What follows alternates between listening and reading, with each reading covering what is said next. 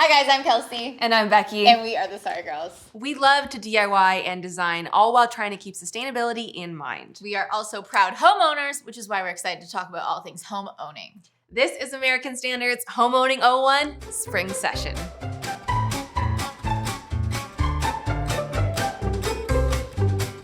Often in the winter, we let clutter pile up because we're inside in nesting mode, hiding from the cold. But now that the warmer temperatures are here, it's the perfect time for spring cleaning and to declutter your home.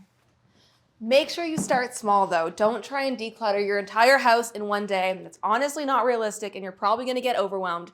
Instead, start with small spaces like your closet.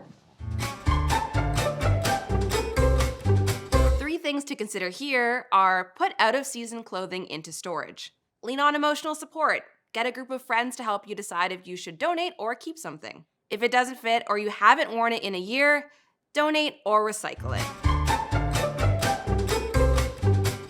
Decluttering in the kitchen is easy. We're going to compost and recycle expired food items such as canned goods, packaged goods, even condiments and spices.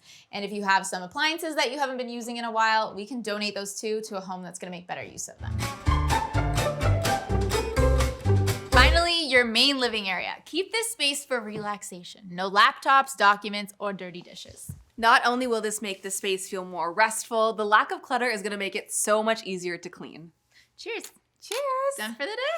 I think so.